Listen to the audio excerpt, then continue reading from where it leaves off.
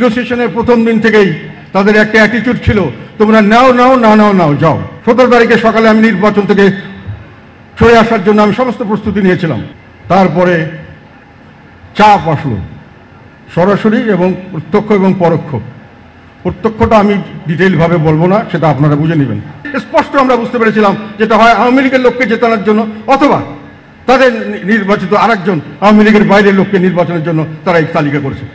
এখন তারা প্রজাতন্ত্রের জায়গায় রাজতন্ত্র অথবা কর্তৃত্ববাদী তন্ত্র অথবা স্বৈরতন্ত্র কায়েম করার চেষ্টা করছে। সরকার আমাদের সঙ্গে নেগোসিয়েশন শুরু করলেন, কিন্তু নেগোসিয়েশনের প্রথম দিন থেকেই তাদের একটা অ্যাটিটিউড ছিল, তোমরা নাও নাও না নাও নাও যাও। তারা আমাদেরকে কোনো দর কষাকষি তেমন কোনো সুযোগ সুবিধা দেন নাই। এবং আমরা নির্বাচনের সময় হলো, আমরা নেতৃবৃন্দ বসলাম যে আমরা নির্বাচনে তখন যাব কি বাদ দিয়ে দেব। প্রশ্ন আসলো, আমাদের দল আন্দোলনে নেই, আমাদের দল নির্বাচনে যদি না যাই ভবিষ্যতে দলকে টিকিয়ে রাখা সম্ভব হবে কিনা। এবং আমাদের না না ওটা পরে বলছি, বলবো সবই বলবো। একটু শুনো, নির্বাচনে কি বলছিলাম, যে তারা তখন যেটা হলো নির্বাচনের আমাদের মধ্যে আর একটা কথা আপনাদেরকে বলে দিই, আমার ব্যক্তিগত অনুভূতি থেকে বলছি। আমরা এতদিন পর্যন্ত নিয়মতান্ত্রিক রাজনীতি করেছি, তার অর্থ রাজনীতি করব গলায় মালা নেওয়ার জন্য, না হলে মালা থাকবে না, অথবা রাজনীতি করব না। কিন্তু এখনকার রাজনৈতিক চরিত্র পরিবর্তন হওয়া শুরু করেছে, এটা আমি লাস্টের দিকে সম্ভব হলে বলবো। সেটা হলো, এখন আপনি যদি রাজনীতিতে টিকতে চান তাহলে গলায় মালা নেবেন অথবা ফাঁসির রশি গলায় নেওয়ার জন্য প্রস্তুত থাকবেন। এই ধরনের রাজনীতির দিকে দেশ এগিয়ে যাচ্ছে। যাই হোক, আমরা সেই জন্য প্রস্তুত ছিলাম না, কাজে আমরা প্রস্তুতি নিচ্ছিলাম নির্বাচনে যাওয়ার জন্য।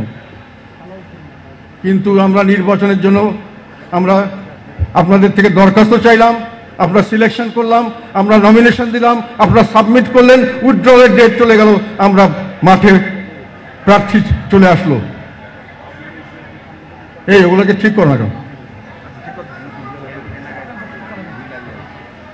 না না, এইভাবে চালানো যায় না, কথা শুনতে হবে, কথা বলবে না প্লিজ।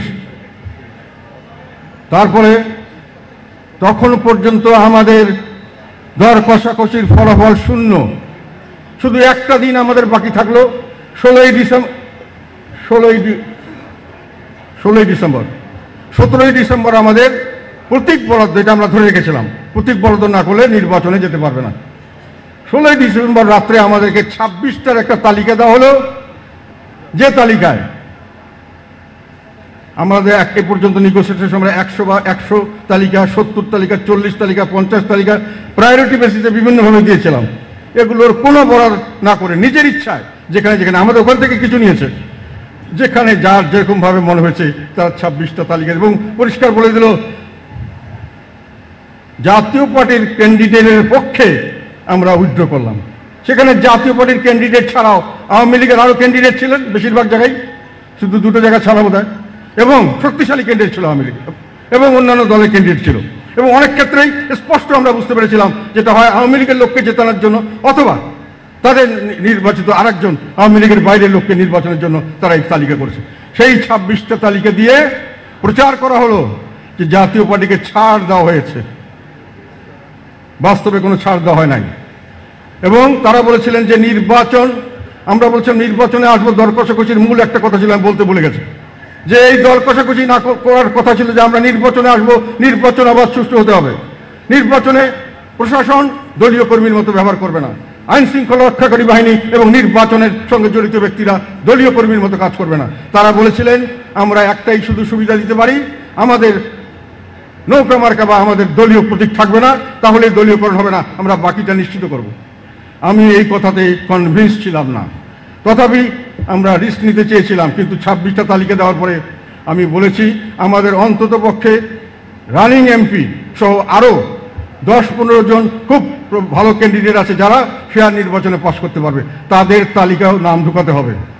না হলে 16 তারিখে আমি রাতে সিদ্ধান্ত নিয়েছি, সবাইকে জানিয়েছি আমি নির্বাচনে যাব না। 17 তারিখে সকালে আমি নির্বাচন থেকে সরে আসার জন্য আমি সমস্ত প্রস্তুতি নিয়েছিলাম। ভীষণ নিয়ে এলো ফুলঝুরি মেগা অফার সিজন 6। এই অফারে ফ্রিজ কিনলেই পাচ্ছেন নিশ্চিত 12 সেটের আকর্ষণীয় গিফট বক্স একদম ফ্রি। তারপরে চাপ আসলো সরাসরি এবং প্রত্যক্ষ এবং পরোক্ষ।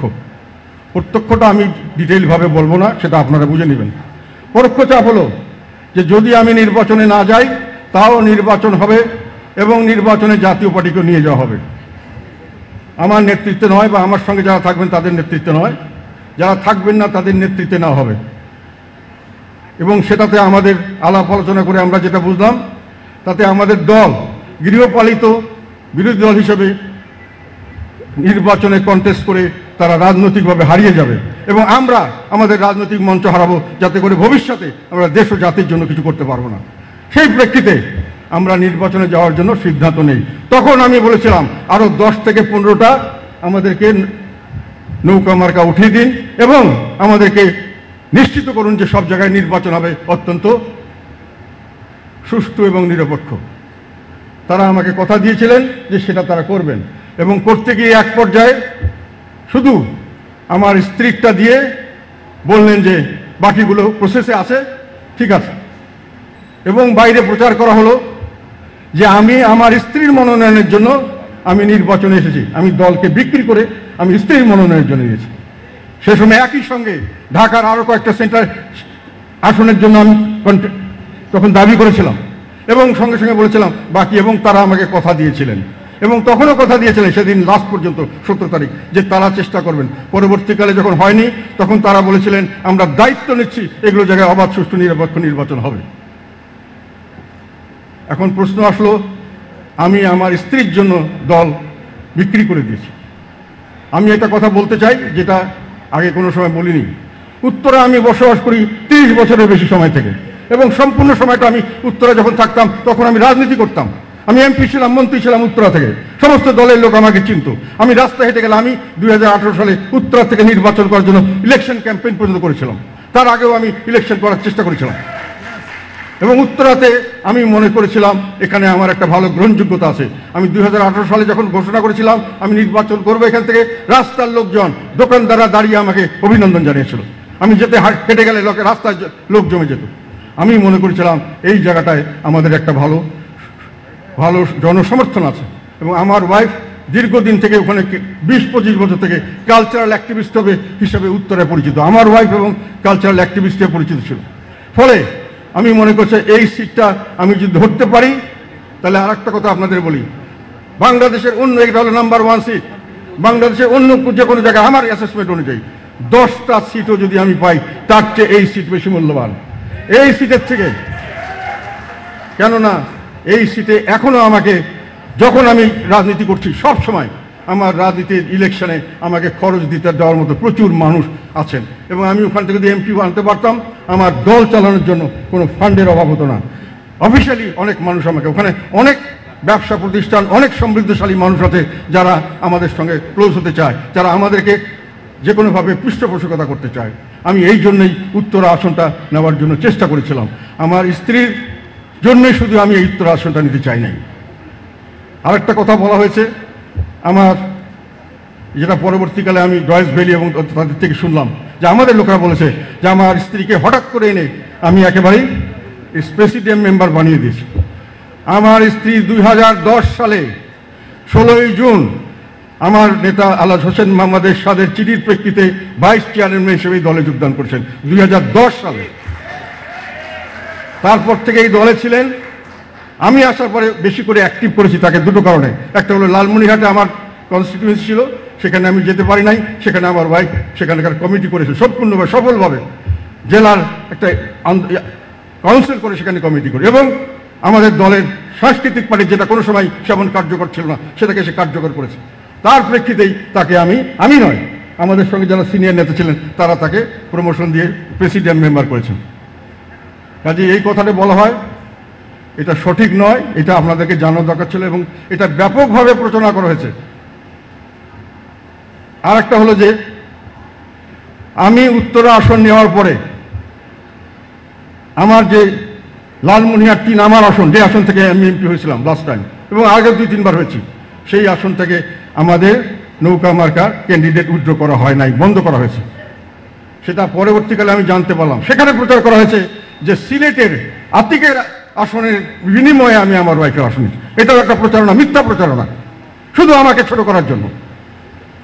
এটা যাদের কাছে হিসাব আছে তারা এটা বলতে পারবে। আমাকে ধ্বংস করা মানে জাতীয় পার্টিকে ধ্বংস করা। আমি যেহেতু জাতীয় পার্টির চেয়ারম্যান, আমার ভাবমূর্তি ক্ষুণ্ণ মানে জাতীয় পার্টির ভাবমূর্তি ক্ষুণ্ণ, এবং সেটা করার চেষ্টা করা হয়েছে।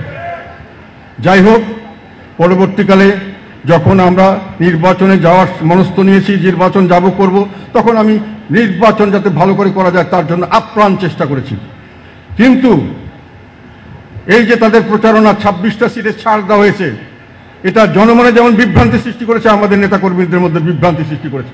এই 26টা যারা ছিলেন তারা মনে করেছেন যে আমরা হয়তো জিতে যেতে পারি। আগে যেমন 2014-18 হয়েছে, কোনো কষ্ট না করলে হয়তো জিতবো। তারা গা লাগাননি। আমি বারংবার কিন্তু বলেছিলাম যে এখানে কিন্তু ছাড় হয় নাই, আওয়ামী লীগের ক্যান্ডিডেট আছে, তারা জিততে পারে। সরকার কোনো রকম সেরকম ফেয়ার করবে কিনা আমরা জানি না, তোমাদের চেষ্টা চালিয়ে যেতে হবে। তথাপি অনেকেই বুঝতে পারেননি অথবা পেয়েও কিছু করতে পারেননি। আর সেকেন্ড ছিল যে বাইরে প্রচারণা হয়েছে দল বিক্রি হয়ে গেছে, কাদের সাহেব 200 কোটি টাকা পেয়ে গেছেন, 300 কোটি টাকা। কাজে আমাদেরকে টাকা, আমাদের তো জিতার কোনো সম্ভাবনা নাই, যেহেতু 26টা আসনের মধ্যে আমরা পাইনি। এই টাকার ভাগ চাই আমাকে। দিন রাত 24 ঘন্টা আমি যতক্ষণ নির্বাচন করছি, সকাল থেকে বিকাল, টাকা দেন, টাকা দেন, টাকা দেন। আমার পিছনে পড়ে আছে টাকা আদায় করার জন্য, এবং আমার নামে জঘন্যতম কথা বলে বেড়াচ্ছে। এটা আমাকে শুনতে হয়েছে। সেই জন্য বললাম, আমি কে করেছেন না করেছেন জানি না, ব্যাপকভাবে এগুলো করা হয়েছে। যাই হোক, নির্বাচন যখন হয়ে গেল, নির্বাচন কি হয়েছে, কেমন করে হয়েছে, এগুলো আপনারা সবাই দেখেছেন। আপনাদের থেকে নিয়ে আমি কথা বলেছিলাম, নির্বাচন 3 প্রকারে হয়েছে। একটি অবাধ, সুষ্ঠু, নিরপেক্ষ নির্বাচন, তবে অংশগ্রহণমূলক হয়নি 2-1টি সিটে, সেটাও সরকারের ইচ্ছা হয়েছে। একটি নির্বাচন হয়েছে ফ্রি স্টাইল, অস্ত্র এবং অর্থ দিয়ে যে যেভাবে পেরেছে, সেখানে প্রশাসন থেকে শুরু করে সমস্ত মানুষকে কিনে যারা জিততে পেরেছে তারাই জিতেছে। এবং একখানে ছিল এই মারামারির ভিতরেও সরকারের নির্দেশনামূলক যে লোককে পাশ করানোর কথা তাকেই পাশ করিয়ে দেওয়া হয়েছে। এই 3 ধরনের নির্বাচন হয়েছে। সেইখানে আমাদের বেশিরভাগ যারা আমরা আশা করেছিলাম তারা জিততে পারেননি। এবং সেখানে প্রশ্ন এসছে যে আমার কি দোষ পাওয়া গেল। একটা হলো আমি পয়সা নিয়ে তাদেরকে পয়সা দেইনি, আর একটা হলো যে আমি ঘুরে ঘুরে সমস্ত জায়গায় ক্যাম্পেইন করিনি। প্রাইম মিনিস্টার যেমন করেছেন, আমাকে বাংলাদেশের মাননীয় প্রধানমন্ত্রীর সঙ্গে তুলনা করা হয়েছে। উনি যেটা করেছেন আমারও সেটা করার দরকার ছিল। আমি নিজেকে অত্যন্ত সৌভাগ্যবান মনে করেছি। কেন, বর্তমান প্রধান মিনিস্টারের সঙ্গে যদি আমাকে তুলনা করা যায় নির্বাচন ক্যাম্পেইনে, যেখানে রাষ্ট্রীয় সকল ক্ষমতা এবং সকল সম্পদ এককভাবে ওনার কন্ট্রোলের মধ্যে, বাংলাদেশের পরিপ্রেক্ষিতে এখন হ বললে, উনি যদি হ বলে বাংলাদেশের প্রেক্ষিতে সেটি তখন হয়ে যায়। সেখানে উনি কোথায় যাবেন, কিভাবে যাবেন, তার সঙ্গে আমি কম্পিটিশন করব। এটা আমাদের অনেক লোকরা বলেছেন, আমাকে ক্রিটিসাইজ করেছেন। আমার মনে হলো, আমার এক বন্ধু বলেছিলেন যে এই ক্রিটিসাইজ হচ্ছে, আপনাকে যদি বলতো মাননীয় প্রধানমন্ত্রীর পোশাক আশাক ইত্যাদি ফলো করে আপনি করেন তাহলে হয়তো ভালো হতো, তবে ওটা আমার জন্য কঠিন হতো। ওই পোশাক আশাক পরে তো আর আমার পক্ষে নির্বাচন করা সম্ভব, ক্যাম্পেইন করা সম্ভব। যাই হোক, তথাপি আমি আমার নির্বাচনী এলাকার আশেপাশে যেখানে মানুষে চেয়েছে সেখানে আমি নির্বাচনী ক্যাম্পেইন করেছি। যেখানে মানুষে বলেছে যে আপনার আসা দরকার, আমি এই নির্বাচনের ভিতরে গেছি। যেখানে সকাল থেকে রাত পর্যন্ত আমাকে 100 জন টেলিফোন করেছে, টাকা দেন, টাকা দেন, টাকা দেন, এবং দিন রাত আপনার দল বিক্রি করে দিলেন, এটা করলেন। ফেসবুকে অকথ্য অশ্লীল কথা আমার নামে প্রচার করা হচ্ছে কন্টিনিউয়াসলি। এবং আর একটা কথা হলো, পরবর্তীকালে নির্বাচনে কেন গেলাম, এটা আর একটা কারণ হলো আমি লিডার অফ দি অপোজিশন হওয়ার জন্য গেছি। লিডার অফ দি অপোজিশন কে হবে আপনারা জানতেন? নির্বাচনের পর যদি আমি জিতেও থাকি, আমি নির্বাচন লিডার অফ দি অপোজিশন কে হবে এটা নিয়ে তো বাংলাদেশে 2-3 মাস গবেষণাই চলছে, যতক্ষণ না হয়, যদিও আইনগতভাবে আমারই হওয়ার কথা। এবং নির্বাচনে আমি যদি জানতামই লিডার অফ দি অপোজিশন হব তাহলে তো অন্য কথা ছিল। আমি তো কেউই জানতো না বাংলাদেশ, এইটাও প্রচার করা হয়েছে। এবং এইটাও বলি আপনাকে, আমি deputy leader of the opposition হয়েছিলাম এবং আমাকে deputy leader of the opposition থেকে নামিয়েও দেওয়া হয়েছিল। কেননা আমি গৃহপালিত বিরোধী দল হতে রাজি না। ভবিষ্যতে কি হবে আমি জানি না, ওই অভিজ্ঞতা আমার আছে, কাজে ওই লোভ লালসার জন্য আমি করি নাই। এখন নির্বাচনের পরবর্তীকালে আমি যেটা বললাম, দলের মধ্যে ওই একটা কথা, টাকা বিক্রি হয়েছে, টাকার ভাগ পেলাম না, এটা নিয়ে একটা বিভ্রান্তি সৃষ্টি করা। তারপরে আমরা নাকি সাগরে ফেলে দিছি আমি তাদেরকে। নির্বাচনের মনোনয়ন নিয়ে কোনো বাণিজ্য হয় না, এটা কথা উঠেছে। মনোনয়ন বোর্ডে সিনিয়র সমস্ত নেতাকে রাখা হয়েছে, যে চেয়েছে তাকে রাখা হয়েছে, এবং সেই জেলার যে প্রধান ছিলেন, জেলা সভাপতি অথবা আহ্বায়ক, তাকেও রাখা হয়েছিল, এবং আমি তাদের মতামতের ভিত্তিতে সমস্ত মনোনয়ন দিয়েছি। কোনো মনোনয়ন আমি নিজের ইচ্ছায় দেই নাই। কাজে মনোনয়ন বাণিজ্যের প্রশ্ন আসে না, কিন্তু সেগুলো প্রচার করা হয়েছে। আমার এগেনস্টে দুর্নীতি দমন কমিশন মামলা দেওয়া হবে। আমি কোটি কোটি টাকার মনোনয়ন বাণিজ্য করেছি, আর সরকারের কাছে 200 কোটি টাকা খেয়ে মেরে দিয়েছি, পার্টিকে বিক্রি করে, এবং পার্টির লোককে জবাই করেছি, মাঠে ছেড়ে দিয়ে জবাই করেছি। কোনো লোককে আমি জোর করে ছেড়ে দেই নাই, কোনো পয়সা দেবো এই কথা কোনো ক্যান্ডিডেটকে বলি নাই। সমস্ত ক্যান্ডিডেটকে আমি জিজ্ঞাসা করেছি, তোমাদের কি ইলেকশন করার মতো অর্থ আছে? সবাই বলেছে আছে। সামর্থ্য আছে? হ্যাঁ আছে, ইলেকশন করব। তখনই ইলেকশনে দেওয়া হয়েছে, এবং তারা ইলেকশনে গিয়ে অনেকেই, আমি সবার কথা বলবো না, অনেকেই আমাদের এখান থেকে একবার টাকা চেয়ে যে ওখানে গিয়ে ওখানকার ক্যান্ডিডেটদের সঙ্গে দর কষাকষি করেছেন।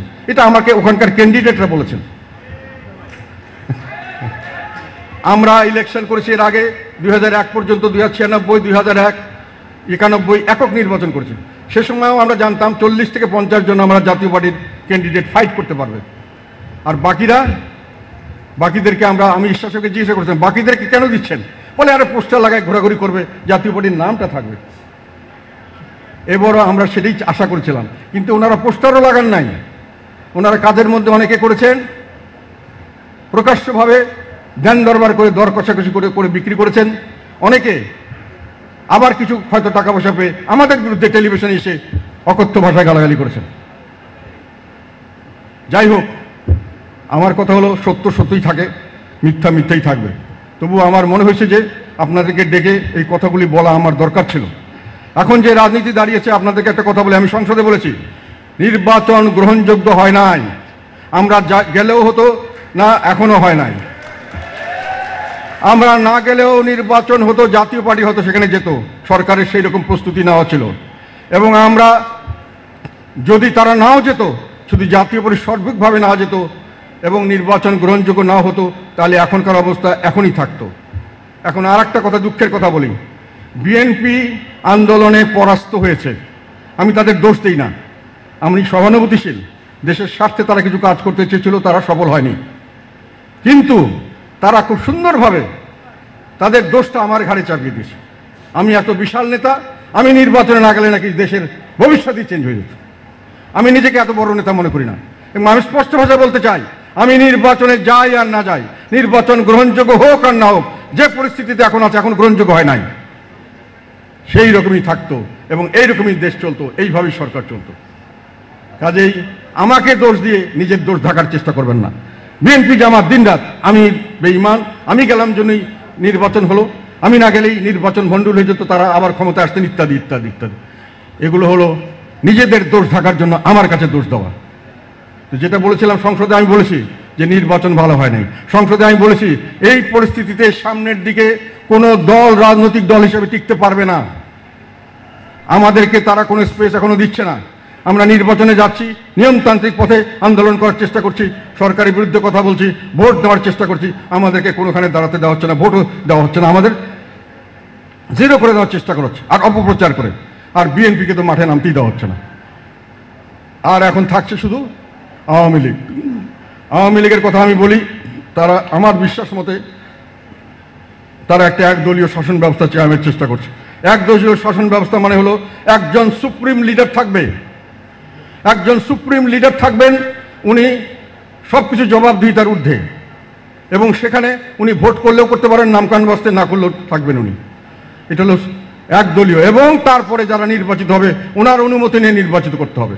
যদি সঠিক নির্বাচন হয় তাহলে তারা প্রথম আনুগত্য হবে সুপ্রিম লিডারের কাছে, তারপরে আনুগত্য হবে জনগণের কাছে। কিন্তু যদি সেই নির্বাচন কারচুপির নির্বাচন হয়, তাহলে তার প্রথম আনুগত্য থাকবে সুপ্রিম লিডারের কাছে, দ্বিতীয় আনুগত্য থাকবে সুপ্রিম লিডারের কাছে।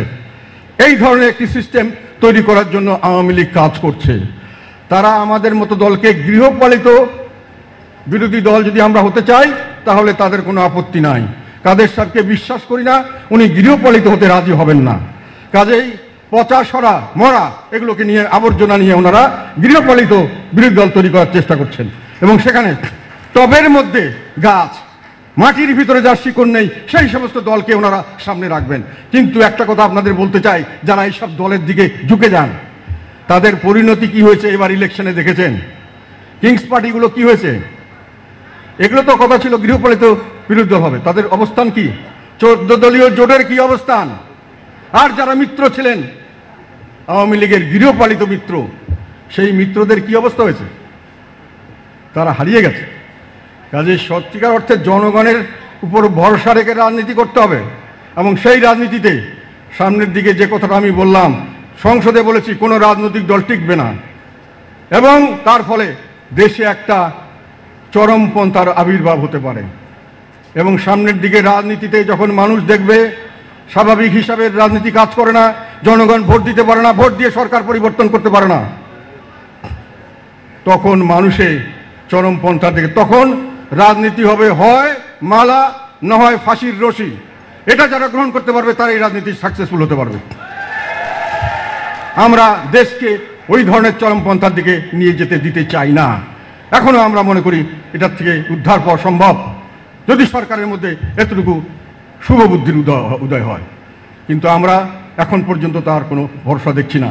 এখন পর্যন্ত সরকার, এই বর্তমান সরকারকে আমি কোনো রাজনৈতিক দল মনে করতে পারছি না।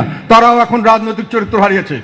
রাজনৈতিক দলের একটা গণমুখী কর্মসূচি থাকবে, একটা গণমুখী তাদের এই আদর্শ নীতি থাকবে, সেটা তাদের মধ্যে নাই। তারা যেটা বলে স্বাধীনতার পক্ষে, স্বাধীনতার কি বলে চেতনার পক্ষে আর মুক্তিযুদ্ধের পক্ষে। মুক্তিযুদ্ধ হয়েছিল বৈষম্যের বিরুদ্ধে, বৈষম্যের বিরুদ্ধে মুক্তিযুদ্ধ হয়েছিল। আমরা পাকিস্তানিদেরকে বৈষম্য করার জন্য 21 ভাষা সৈনিকরা জীবন দিয়েছিল বৈষম্যের বিরুদ্ধে, যে রাষ্ট্রভাষা বাংলা না হলে চাকরি বাকরি পাবো না, আমাদেরকে নিচের দিকে ফেলে দেওয়া হবে, আমাদেরকে second class third class citizen করা হবে। তার জন্যই মানুষ জীবন দিয়েছে। ভাষার ভালোবাসার জন্য তো দিবেই। ভাষার ভালোবাসার জন্য একজন যে কোনো মানুষ, তার সাঁওতালরা তাদের ভাষা পছন্দ করবে, মাতৃভাষাকে সবাই পছন্দ করে, আমরাও পছন্দ করি। সেই জন্য মানুষ জীবন দেয় নাই, বৈষম্যের বিরুদ্ধে যুদ্ধের জন্য দিয়েছে। আর যেটা হয়েছে, আমাদের স্বাধীনতা সংগ্রামটা কিভাবে আসলো? যখন বৈষম্যের বিরুদ্ধে আমরা 6 দফা আন্দোলনের জন্য দেওয়া হলো, আমাদের জাতির পিতা বঙ্গবন্ধু শেখ মুজিবুর রহমান সাহেব যেটা দিয়েছিলেন 6 দফা আন্দোলন, সেটা যখন জনসমর্থন পাওয়া শুরু করলো, তার প্রেক্ষিতে উনি ভোটে জিতে গেলেন এবং 6 দফা বাস্তবায়ন করতে পারেন। এই ভয়ে যখন তাকে ক্ষমতা দেওয়া হলো না এবং পরবর্তীকালে আমাদের উপর ঝাঁপিয়ে পড়া হলো, তখন মানুষ বলল বৈষম্য দূর করতে হলে লাগবে আমার নিজের দেশ, প্রজাতন্ত্র, যেটা আমরা শাসন করব, আমরা বানাবো শাসক, আমরা তাকে জবাবদিহি করব, আমরা তাকে পরিবর্তন করব। আওয়ামী লীগ কি করেছে? এখন তারা প্রজাতন্ত্রের জায়গায় রাজতন্ত্র অথবা কর্তৃত্ববাদী তন্ত্র অথবা স্বৈরতন্ত্র কায়েম করার চেষ্টা করছে। জনগণের ভোটের কোনো অধিকার নাই। ভোট দিয়ে তারা জনগণের, তার ফলে জনগণ কোন রাজনৈতিক কর্মকাণ্ডে মানে যেটা রাজারা যে কাজ করে, মানে দেশ পরিচালনার মধ্যে জনগণের কোনো ভূমিকা নাই। তাহলে এটা যে প্রজাতন্ত্রে রাজারা রাজ্য চালানোর জন্য প্রজাদের কোনো ভূমিকা থাকে না, সেটাকে কখনোই প্রজাতন্ত্র বলা যায় না। এবং সেটাতে এই যে আমরা জনগণকে বিরাজনীতিকরণ করছি, রাজনীতি থেকে দূরে সরে এসেছে, তারা ইলেকশনে আসতে চায় না, তারা ইলেকশনে পার্টিসিপেট করতে চায় না, ইলেকশনে ভোট দিতে চায় না। এগুলো হলো বিরাজনীতিকরণ। এখন ইউনিভার্সিটিগুলোতে সমস্ত প্রফেশনাল বডি সব বিরাজনীতিকরণ হচ্ছে, নিজস্ব লোক বসে দেওয়া হচ্ছে, তাদের নিজস্ব কোনো কাজকর্ম করতে দেওয়া হচ্ছে না। এই বিরাজনীতিকরণ হলো মুক্তিযুদ্ধের চেতনার সর্বাত্মকভাবে বিপক্ষে এবং স্বাধীনতার চেতনার সর্বাত্মকভাবে বিপক্ষে। যখন আওয়ামী লীগ প্রজাতন্ত্রকে প্রজাতন্ত্রের রূপ থেকে নামিয়ে দেওয়ার চেষ্টা করে, কিসের তারা স্বাধীনতার পক্ষে? কয়েকদিন আগে আমেরিকান বেসড একটা আটলান্টিক কাউন্সিল একটা রিপোর্ট দিল। তারা বলল যে স্বাধীনতার সমস্ত সূচকে অর্থনৈতিক স্বাধীনতা, বিচার বিভাগের স্বাধীনতা এবং রাজনৈতিক স্বাধীনতা সর্ববিষয়ে বাংলাদেশ পশ্চাৎগামী। তাহলে কিসের আপনি স্বাধীনতার পক্ষে? কিসের আপনার নীতি আদর্শ? এখন নীতি আদর্শের জায়গায় একটা গ্রুপ হয়েছে, আমি যেটাকে বলছি cult, CULT, Awami League has become a cult. একটা গ্রুপ যাদের কতগুলো স্পেসিফিক পার্টিকুলার পার্সন থাকে, তারা কিছু নেতাকে পূজা করে এবং তাদের কথা মতো চলে এবং এমনভাবে চলে যে দেশ ও জাতি তাদের কাছে বড় নয়, নিজেদের স্বার্থ সিদ্ধ করার জন্য কাজ করে। এই কাল্ট হয়েছে আওয়ামী লীগ। তারা রাজনৈতিক দলের চরিত্র হারিয়ে ফেলেছে। সামনের দিকে আমাদেরকে যদি রাজনীতি লিখতে হয় তাহলে সত্যিকার অর্থেই গৃহপালিত বিরোধী দল থেকে বেরিয়ে আসতে হবে। এবারও কিন্তু আওয়ামী লীগ চেষ্টা করেছে যাতে করে আমাদের মধ্যে থেকে এমন লোককে উপরে নিয়ে আসা যারা সার্বত্রিকভাবে প্রথম আনুগত্য আওয়ামী লীগের কাছে, দ্বিতীয় আনুগত্য আওয়ামী লীগের কাছে। অনেকেই পোস্টারে ছবি দেয় না, জাতীয় পার্টির নাম ব্যবহার করে না।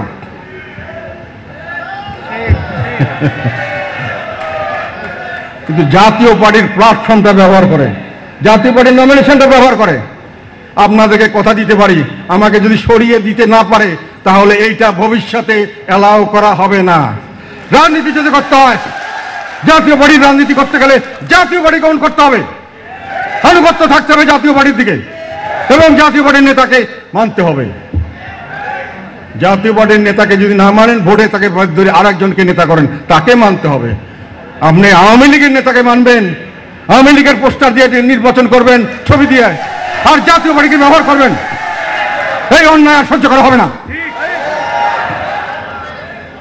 সামনের দিকে সেইভাবে প্রস্তুত নিতে হবে। পথ সহজ নয়, পথ সহজ নয়, অনেক কঠিন পথ পাড়ি দিতে হবে। সেই জন্য আমি বলছি যে সংগঠন কিভাবে করব আগামী দিনে সেটা আপনারা ঠিক করবেন। রাজনীতি আমরা কি দিতে হয় দেব। যে গৃহপালিত হতে যায়, গৃহপালিত হওয়ার জন্য আমি সবাইকে আমি ওয়েলকাম করব, চলে যান, গৃহপালিত হয়ে যান। আমরা গৃহপালিত বিরোধী দল হব না। যে কয়েকজন থাকবো সেটা দিয়েই আমরা দেশ ও জাতির কল্যাণে কাজ করে যাব। আপোষকামিতা করে গৃহপালিত হয়ে গাড়ি বাড়ি ফান নিয়ে লাভ নেই। এটার একটা সীমা আছে, আমাদেরকে সেখান থেকে উঠে আসতে হবে, না হলে রাজনৈতিকভাবে হারিয়ে যাবেন। সেই জন্য আপনাদেরকে আজকে ডেকে এনেছি এই কথাগুলো বলার জন্য। এবং আমি চাই এগুলো আপনারা অন্তর থেকে বুঝেন, কোনো প্রশ্ন থাকে করবেন, আর বড় বড় কালে বক্তৃতা দিবেন কিভাবে আর সামনের দিকে দলকে সংগঠিত করবেন। গৃহপালিত দল নয়, জাতীয় পার্টিকে সংগঠিত করবেন, আওয়ামী লীগের ভিকটিম নয়। সেটা করতে গেলে আপনি যতবারই ক্ষমতাশালী লোক হন আর আমি যতবারই দুর্বল লোক হই, যতক্ষণ এই পজিশন আছি আমি এটাকে শান্তি দেব না কোনো সময়। আপনাদের সবাইকে অশেষ ধন্যবাদ। আমাদের নেতা আল্লাহ হোসেন মোহাম্মদ এরশাদ চিরদিন জনগণের মনে অমর হোক।